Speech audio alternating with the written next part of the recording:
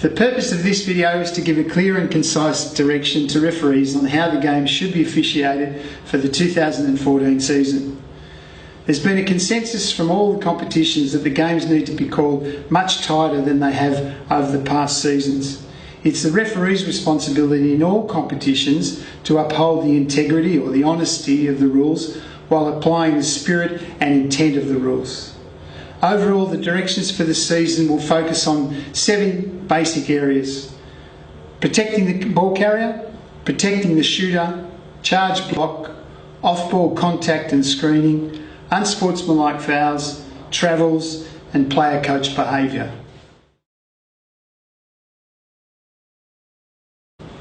Protecting the ball carrier. The ball carrier must be allowed to bring the ball up the court without being manhandled. Fouls must be called if 2 hands are placed on the ball carrier. Fouls must also be called for defenders who place 1 hand on the ball carrier and do not remove it, or body checking, bumping or using their knees to move a player off their line must also be called a foul.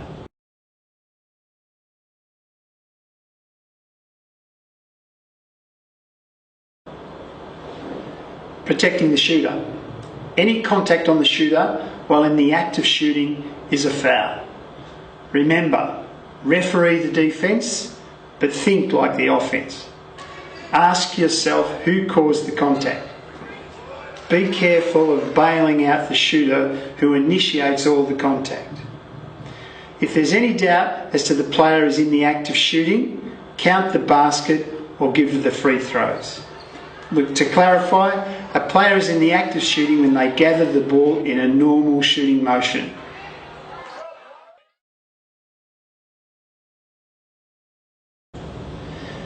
Charge block. Remember the 3 F's. Determine if the defender has their feet on the floor, facing their opponent or initially facing their opponent, and they're in position first. Remember to observe the point of contact.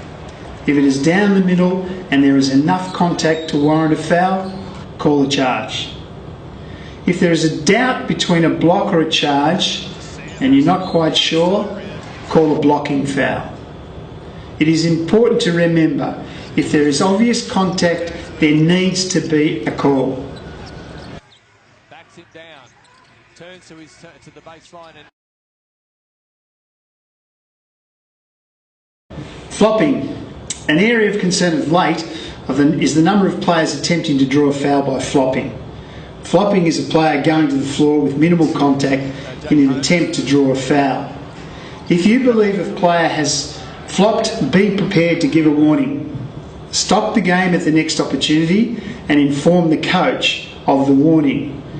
Treat stopping the game as if you were dealing with an injured player. In other words, if you can stop the play without any disadvantage to either team, stop it immediately. Remember, any further flops by the same team must be penalised with a technical foul to that player.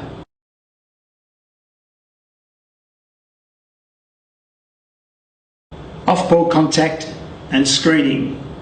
Do not allow players to make illegal contact off the ball.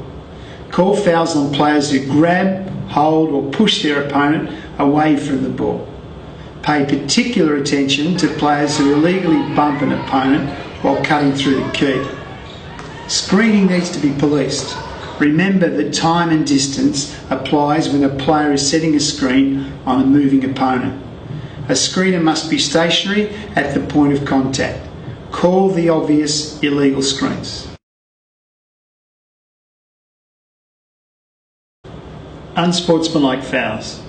Remember the principles. An unsportsmanlike foul should be called for non-basketball actions, hard contact, breakaway fouls, or fouls committed in the last 2 minutes of the game when the ball is not yet being passed in from out of court and contact is caused by the defensive player on an offensive player in the court. If there is an element of doubt, call an unsportsmanlike foul.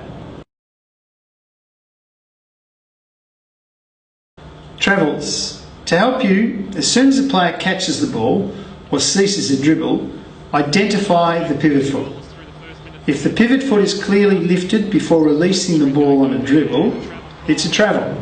If the pivot foot is lifted and then replaced while still holding the ball without passing or shooting, it is a travel. Do not split hairs when identifying travels.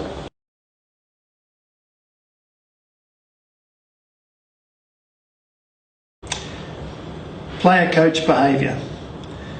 Do not allow unacceptable behaviour from players or coaches.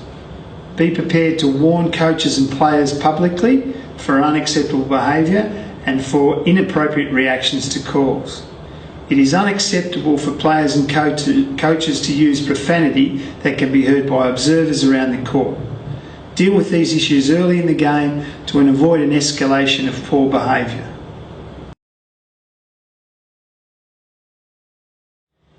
In concluding, refereeing basketball is not an easy task. Players are athletic and the pace of the game is intense, making it difficult to control or even see everything that happens. A referee's greatest asset is consistency, which is what we should all be striving to achieve. We never stop developing. Use all the resources available to you to help you improve. And remember, refereeing is an important component of the sport, but it is not the most important.